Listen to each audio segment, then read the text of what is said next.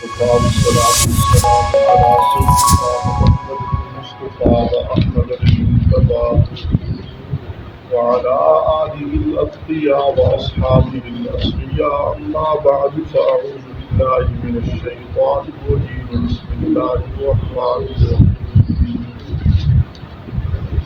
ألم تر إلى الذين خرجوا من ديارهم وهم ألوف حذر الموت فقال لهم الله موتوا ثم أحياهم إن الله له فضل على الناس ولكن أكثر الناس لا يشكرون وقاتلوا في سبيل الله واعلموا أن الله سميع عليم صدق الله. ألم تر إلى الذين خرجوا من ديارهم کیا آپ نے نہیں دیکھا ان لوگوں کو جو اپنے شہروں سے نکلے اپنے گھروں سے نکلے وہم الوف اور وہ ہزاروں میں تھے نکلے کیوں حذر الموت موت کے ڈر سے وقال لهم الله موتوا تو اللہ نے ان کو فرمایا کہ مر جاؤ تو وہ مر گئے ثم احیاهم پھر اللہ نے ان کو زندہ فرمایا ان اللہ له فضل علی الناس بے شک اللہ لوگوں پر بڑے فضل والے ہیں ولكن اکثر الناس لا يشكرون لیکن اکثر لوگ شکر ادا نہیں کرتے وقاتلوا فی سبیل اللہ واعلموا اور لڑتے رہو اللہ کی راہ میں اور جان لو ان اللہ سمیع علیم بے شک اللہ سب سننے والا جاننے والا ان آیات مبارکہ سے پیچھے اللہ تعالیٰ نے طلاق کے مسائل بیان فرمائے طلاق کے بعد عدت کے احکام بیان ہوئے اور دودھ پلانے کے مسائل بیان ہوئے جو مختلف عورتوں کی مختلف نوعیت ہے عدت کی وہ سب مسائل پیچھے بیان ہوئے تو یہ جتنے بھی مسائل ہیں یہ کسی کے بنائے ہوئے نہیں بلکہ اللہ تعالیٰ کے احکام ہیں اللہ تعالیٰ نے انسانی فلاح و بہبود کے لیے یہ جو ہے نا قرآن و سنت ہمیں عطا فرمایا ہے کہ زندگی کے مرحلے میں جس موقع پر بھی آپ کو کہیں ضرورت پڑے گی تو اللہ تعالیٰ کی طرف سے رہنمائی موجود ہوگی یہ اللہ تعالیٰ نے بڑا احسان فرمایا تو اللہ تعالیٰ کے احکام جیسے وہ تھے طلاق اطاعت اسی طرح عدت اسی طرح طلاق کے بعد عدت کے احکام اسی طرح اللہ تعالیٰ کا ایک حکم جہاد بھی ہے اللہ کی راہ میں جہاد کرنا اللہ کی راہ میں قتال کرنا تو یہ آگے جو ہے نا قتال کے متعلق احکام بیان کیے جا رہے ہیں اور ایک قوم کا واقعہ بیان کیا جا رہا ہے طالوت اور جالوت ان کا آگے واقعہ بیان کیا جا رہا ہے لیکن یہاں اللہ تعالیٰ نے ایک قوم کو ذکر فرمایا تو قرآن حکیم نے الفاظ استعمال فرمائے الم تر الی الذین کیا آپ نے نہیں دیکھا ان لوگوں کو خرجوا من دیارہم جو اپنے گھروں سے نکلے یہ واقعہ آپ صلی اللہ علیہ وسلم کے زمانے سے کافی پہلے کا ہے آپ صلی اللہ علیہ وسلم کو یعنی اللہ تعالیٰ نے یہ خطاب فرمایا الم تر کیا آپ نے نہیں دیکھا تو گویا کہ دیکھا تو نہیں ہے آپ صلی اللہ علیہ وسلم نے تو فرمایا کیا آپ نے نہیں دیکھا تو یہاں رؤیت سے مراد رؤیت قلبی ہے یعنی دل سے آپ نے نہیں دیکھا یا پھر رؤیت سے مراد رؤیت علمی ہے جیسے کہتے ہیں علم تعالی کیا تو نہیں جانتا یعنی مطلب یہ ہے کہ تو اچھی طرح اس واقعہ کو جانتا ہے تو یہاں بھی یہی مطلب ہے علم تعالی یعنی آپ نے اچھی طرح جان لیا ان لوگوں کے بارے میں جو نکلے اپنے گھروں سے یعنی آپ کو علم ہو گیا جیسے فرمایا نا علم تری کیف فعل ربک باصحاب الفیل کیا آپ نے نہیں دیکھا کہ تیرے رب نے ہاتھی والوں کے ساتھ کیا کیا تو یہ واقعہ بھی آپ صلی اللہ علیہ وسلم کی پیدائش سے پہلے کا ہے تو آپ صلی اللہ علیہ وسلم نے دیکھا نہیں لیکن کیا مطلب ہے آپ اچھی طرح جانتے ہیں یعنی وہ واقعہ اتنا مشہور ہے کہ گویا کہ آپ اچھی طرح جانتے ہیں اسی طرح یہ واقعہ بھی اتنا مشہور ہے کہ فرمایا کہ آپ اچھی طرح جانتے ہیں ان لوگوں کو جو اپنے گھروں سے نکلے وہم الوف اور یہ ہزاروں کی تعداد میں تھے یہ گھروں سے کیوں نکلے اس لیے نکلی کہ اللہ تعالیٰ نے اس وقت ایک نبی تھے حضرت حزقیل علیہ السلام ان کے ذریعے اس قوم کو جہاد کا حکم دیا ہے کہ تم جو ہے نا اللہ کی راہ میں قوم فلتا نامی ایک قوم ہے ان سے جا کر جہاد کرو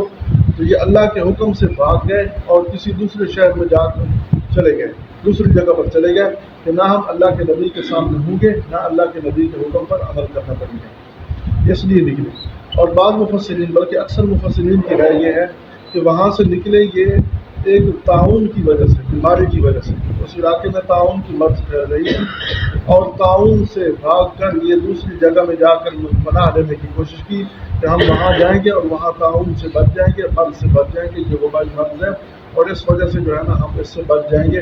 اور قرآن حکیم فرما رہا ہے وہم الوف، وہ ہزاروں کی تعداد میں تھے.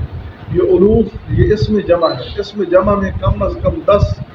یعنی الوف الف ہے اور 10,000 یعنی الوف الف کی جمع ہے اور اسم جمع ہے،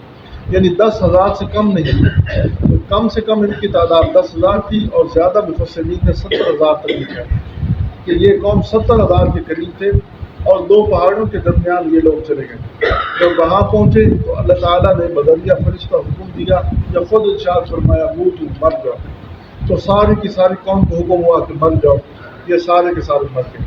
تو وہاں جو ہے یہ مر گئے. اور بعض مفسرین فرماتے ہیں چند دن کے لیے حضرت حزقیل علیہ السلام تشریف لائے. بعض اکثر کی رائے یہ ہے کہ عرصہ دراز کے بعد حزقیل علیہ السلام وہاں تشریف لائے. جب وہاں آئے تو کیا دیکھتے ہیں کہ سب مر گئے ہیں اور سب کی ہڈیاں بوسیدہ ہو چکی ہیں اور صرف ہڈیاں ہی پڑی ہیں، ڈھانچے ختم ہو چکے ہیں، ہڈیاں بھی ڈھانچوں سے جدا ہو چکی ہیں. تو وہ بڑے حیران ہوئے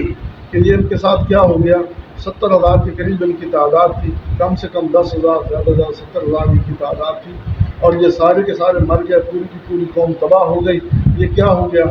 تو انہوں نے پھر اللہ کی بارگاہ میں درخواست کر دی یا اللہ ان کو زندہ فرما دے. اللہ تعالیٰ نے ان کی دعا قبول فرمائی اور اللہ تعالیٰ نے فرمایا کہ اے میرا حزقیل، وہ اگر دیکھنا چاہتا ہے کہ یہ لوگ کیسے زندہ ہوتے ہیں، تیری تمنا ہو گئی ہے تو اب ان کو جو ہے نا خطاب کر دیں. تو حزقیل علیہ السلام نے پہلے ہڈیوں کو خطاب فرمایا ایتھا العظام البالیہ ان اللہ یأمرک ان تجتمعی. اے بوسیدہ پرانی ہڈیاں، اللہ تمہیں حکم دیتا ہے کہ تم سب جمع ہو جاؤ. تو حکم دینے والا اللہ ہے. اللہ تعالیٰ کے حکم سے نبی کی زبانی کہلوا دیا تو اللہ کے حکم سے وہ ساری ہڈیاں جس ڈھانچے سے جدا ہوئی تھی وہ سب اکٹھی ہونے لگ گئی. اب ہڈیاں اکٹھی ہو گئی کیونکہ اللہ تعالیٰ نے ہر چیز کو اتنا عقل اور شعور عطا فرمایا ہے کہ وہ جو ہے نا اللہ کا حکم سنتی ہے. اللہ تعالیٰ نے جتنا اس کو شعور اور عقل دیا ہے وہ سنتی ہے. اعطیٰ کل شیء خلقہ ثم ہدیٰ. اللہ فرماتے ہیں ہر چیز کو میں نے اس کی پیدائش کے بعد اس کو ہدایت دی ہے، اتنا شعور دیا ہے. اب ہڈیاں جو بوسیدہ ہو چکی تھی، ہڈیاں جو بالکل پرانی ہو چکی تھی، اب اللہ کے حکم سے وہ سب جمع ہو کر اسی ڈھانچے کے ساتھ جڑتی گئی جس ڈھانچے سے وہ جدا ہوئی تھی. پھر جو ہے نا اللہ نے حکم دیا کہ اے میرا حزقیل اب پھر ان کو حکم دے ایتھا العظام، اے ہڈیوں، ان اللہ یأمرک، اللہ تمہیں حکم دیتا ہے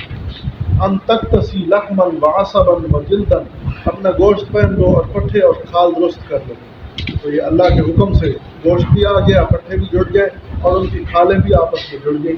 جب یہ اللہ کے حکم سے سب لاش کی شکل میں بن گئے پھر اللہ تعالیٰ نے فرمایا اب اے میرے حزقیل پھر حکم دے ایتھا الارواح، اے روحو، ان اللہ یأمرک ان ترجع کل روح الی الجسد. فرمایا اللہ تمہیں حکم دیتا ہے کہ ہر روح جسم کی طرف لوٹ آئے. تو جس جسم سے تم جدا ہوئی تھی اسی جسم کی طرف لوٹ آؤ.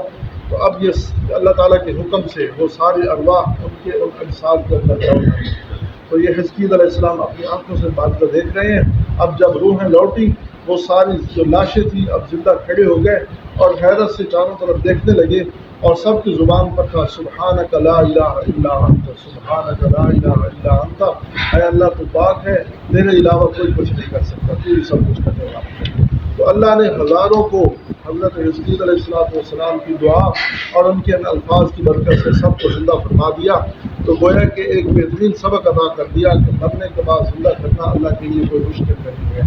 اللہ جب چاہے گا سب کو زندہ کر دے گا اور اللہ تعالیٰ نے ایسا کرنا ہے. اور ایسے واقعات کئی قرآن حکیم کے اندر موجود ہیں. پیچھے حضرت موسیٰ علیہ السلام کا واقعہ پڑھ چکے ہیں کہ ان کے زمانے میں ایک آدمی قتل ہو گیا. اللہ نے حکم دیا کہ گائے ذبح کرو اور گائے کا جو ہے گوشت کا ٹکڑا اس کو مارو. تو مارا گیا، وہ زندہ ہو گیا. اب یہاں یہ دوسرے پارے کے آخری حصے کے اندر ہم یہ دوسرا واقعہ پڑھ رہے ہیں کہ اللہ جب چاہتا ہے زندہ کر دیتا ہے. تو فرمایا کہ اللہ نے ان کو حکم دیا مر جاؤ، وہ مر گئے. ثم احیاہم، پھر اللہ نے ان کو زندہ کر دیا. ان اللہ لذو فضل علی الناس، فرمایا اللہ لوگوں پر بڑا مہربان ہے. تو اللہ نے اپنی مہربانی سے ان کو دوبارہ زندہ کیا. زندہ کرنے کے بعد پھر اس قوم نے جہاد کیا. تو جہاد کرنے کی وجہ سے جو سابقہ گناہ ہو چکا تھا، گناہ کر کے مر چکے تھے، تو اللہ تعالیٰ نے پھر ان کو زندہ کر کے ان کو توبہ کی توفیق عطا فرمائی. انہوں نے جہاد کیا اور جہاد کے ذریعے وہ وطن واپس لے لیا. تو فرمایا ولکن اکثر الناس لا یشکرون. تو یہ اللہ کا فضل ہے نا، دوبارہ ان کو زندہ کر کے توبہ کی توفیق دی. تو فرمایا اکثر لوگ شکر ادا نہیں کرتے، اللہ تعالیٰ کی نافرمانی کرتے ہیں. تو گویا کہ اس آیت سے یہ مسئلہ ثابت ہوا کہ موت کے بعد جو ہے نا زندگی وہ برحق ہے اور اللہ تعالیٰ قادر مطلق ہے، جیسے چاہے وہ کرے۔ وقاتلوا فی سبیل اللہ، اور آگے حکم دیا کہ اللہ کی راہ میں قتال کرو، اللہ کی راہ میں لڑو، کیونکہ یہ لوگ موت کے ڈر سے بھاگے تھے نا کہ ہمیں موت آ جائے گی یہاں اور جہاں سے چلے جائیں گے تو موت سے بچ جائیں گے، تو پھر انہوں نے موت کے ڈر سے بھاگے، اللہ نے موت دے دی۔ فرمایا کہ اب جہاد بھی یہ ذریعہ موت نہیں ہے،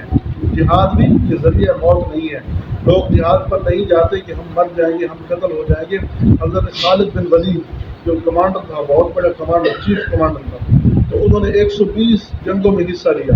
اور خود فرماتے ہیں کہ میرے جسم پر کوئی حصہ ایسا نہیں جہاں تیر یا تلوار یا نیزے کا ظفر نہ ہو، پورا جسم زخمی تھا، اور جس وقت فوت ہونے لگے تو اس وقت بستر پر،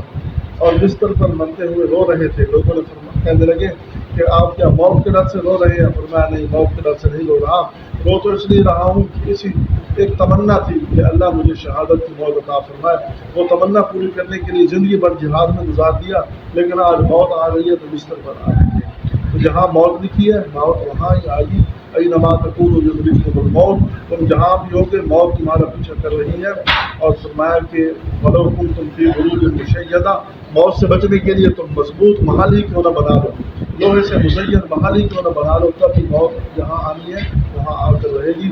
اس لیے فرمایا کہ وقاتلوا فی سبیل اللہ، موت کے ڈر سے قتال سے پیچھے نہ رہو بلکہ اللہ کی راہ میں لڑو۔ واعلموا، اور جان لو کہ ان اللہ سمیع علیم، اللہ تعالیٰ سب کو سننے والا جاننے والا ہے۔ اللہ تعالیٰ تمہارے اقوال سن رہا ہے اور تمہارے دلی احوال سے اچھی طرح واقف ہے کہ تم جہاد کی تیاری کر رہے ہو یا جہاد سے گھبرا رہے ہو، یہ سب اللہ تعالیٰ جاننے والا ہے، اور تمہارے اقوال بھی سن رہا ہے کہ تم جہاد کے بارے میں کیا عقیدہ رکھتے ہو اور لوگوں کے سامنے کیا تذکرے کرتے ہو، یہ سب سن رہا ہے۔ اللہ تعالیٰ